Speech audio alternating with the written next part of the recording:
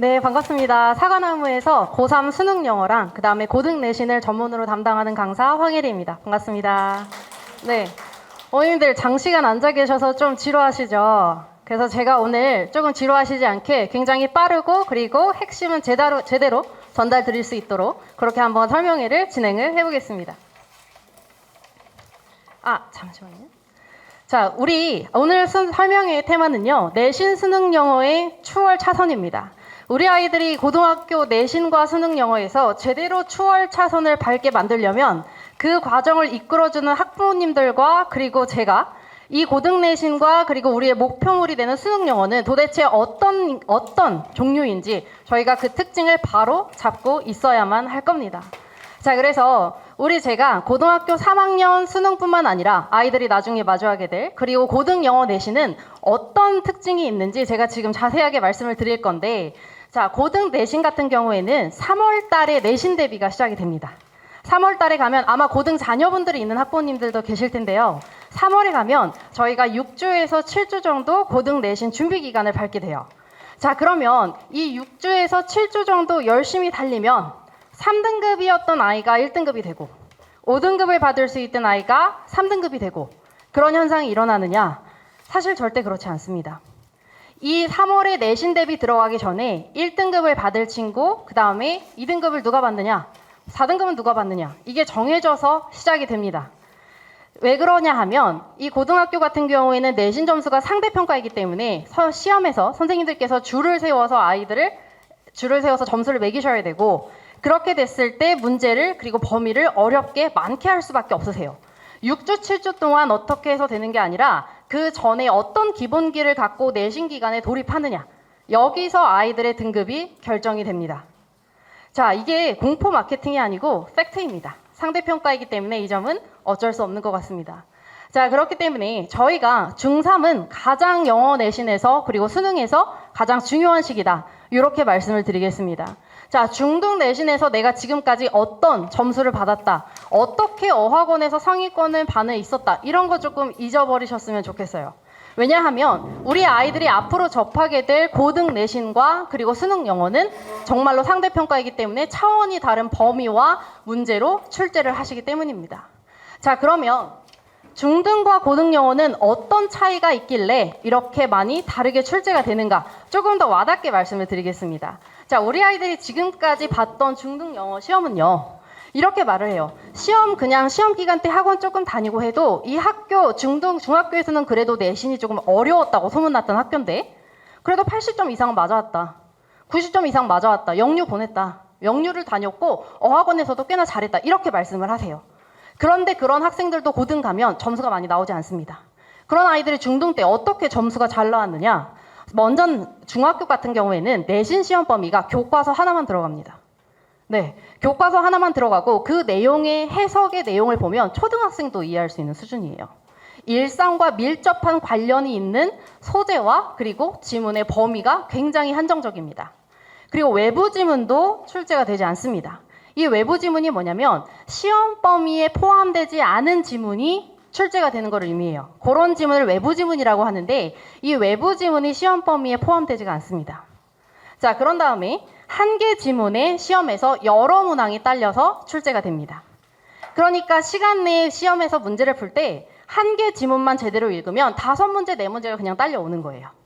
자, 지금 목동권에서 좀 어렵다고 하는 중학교 최신 기출문제를 담아왔습니다. 이 지문을 보면 이렇게 한 면에 지문이 있고 이 지문에 포함된 문제가 지금 서술형이 5번까지 있어요. 지문 하나만 제대로 파악하면 시험 시간 내에 이 한 지문당 5개 지문이 파악이 가능한 겁니다. 그러니까 시간이 그렇게 나는 문제 풀 때 엄청 부족하다, 이런 거를 느낄 일이 없어요. 네.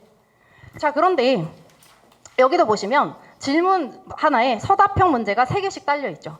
이렇게 지문 하나에 다수의 문항이 딸려서 출제되는 게 중학교 영어 내신의 특징이고, 그리고 범위는 교과서만 들어가고 그리고 외부 지문은 출제되지 않는다. 그렇기 때문에 어느 정도 학원 가서 적당히 준비하면 점수가 잘 나올 수밖에 없습니다. 자, 그런데 고등 내신은 어떤 포인트가 있느냐? 자, 목동권 고교를 중심으로 제가 말씀을 드릴게요. 목동권의 고등학교의 시험 범위는 교과서만 출제가 되는 게 아니라 물론 이 교과서조차도 범위랑 양과 그리고 소재가 굉장히 다릅니다. 문장 구조도 훨씬 어렵습니다. 그런데 여기에다가 부교재도 들어가고 그리고 모의고사까지 포함이 됩니다. 자, 이렇게 됐을 때 평균적으로 우리 아이들이 6주 만에 몇 개의 지문을 외워야만 하느냐? 50개 정도 되고, 이 50개 지문의 양은 난이도를 고려하지 않을 때 양적으로만 봤을 때 10배 정도라고 생각하시면 돼요. 중학교 때. 근데 여기에서 난이도까지 포함한다면 20배 이상 더 어렵다고 생각을 하시면 됩니다. 그래서 이 3월에 들어갈 내신 기간 6주, 7주 동안에 그때 이거를 막 습득하는 게 아니라 이거를 습득할 수 있는 능력치 자체를 3월 전에 만들어 주셔야 돼요. 그 기간이 바로 중3 여름방학과 그리고 겨울방학입니다. 자, 그런데 이 시험 범위를 그러면 이 많은 시험 범위, 그리고 어려운 시험 범위를 빠삭하게 꿰차면 1등급, 2등급 나오느냐? 아쉽게도 그렇지 않죠. 왜냐하면 중등과는 달리 외부 지문이 출제가 되기 때문입니다. 예를 들어서 우리 양정호 같은 경우에는 26문항 중에서 무려 6문제까지도 외부 지문을 꾸준히 출제하는 학교입니다. 그런데 그 외부 지문의 난이도가 고3 3월 모의고사도 아니고 5월 모의고사도 아니고 수능 기출문제보다 더 어렵습니다. 문장 길이도 길고요. 그렇기 때문에 이 시험 범위에 있는 것을 빠삭하게 했을 때 운 좋으면 3등급이 나오고 그 외에 독해력까지 제대로 받쳐주고 외부 지문까지 풀 수 있는 능력을 만들어주면 그때 고득점 1등급, 2등급이 나오게 됩니다. 그래서 아마 고등 내신에 나중에 보내보시면 알겠지만 3월 달에 아이들 고등 내신을 시작하면 그 어떤 학원에서도 이렇게까지 말씀을 드릴 수가 없어요. 내신 시작하기 전에 이미 등급 정해져 있다 그렇게 말씀 못 드립니다. 근데 아마 지금 고등 영어 학원에서 문의를 해보시면 이렇게 솔직하게 말씀을 드릴 수가 있을 겁니다. 자, 그 다음에 마지막으로 중학교 때에는 1개 지문만 시험 내에 제대로 파악하면 5개 문제까지도 풀면 됐었습니다. 그런데 고등학교의 내신 문제는요, 1개 지문에 1개 문제만 딸려 있습니다. 그러니까 아이들이 어떤 말을 하냐면 시간이 좀 부족하다. 그래서 그런 말을 하게 돼요. 자, 내신 같은 경우에는 암기를 할 수밖에 없는 게 시간이 부족하기 때문에 시험에서 문제만 딱 보면 첫 문장만 보면 머릿속에 내용이 착 그려져야 돼요. 그리고 나서 빨리빨리 푸는 겁니다. 그 다음에 서술형의 시간 몰빵하는 거예요. 그렇기 때문에 이 지문에 대한 시험 범위에 대한 소화력 자체를 갖춰주는 게 고등에 가서 내신에서 그리고 수능에서 상위권을 차지하게 해주는 본질이다. 제가 이렇게 솔직하게 말씀을 드립니다. 자, 고등 내신 어떻게 출제하는가? 최근에 출제됐던 영어 시험입니다. 이번 중간고사고, 자, 지금 같은 경우 문제를 보시면 다 똑같습니다. 한 문제당, 한 지문당 한 문제를 풀어야만 합니다. 네.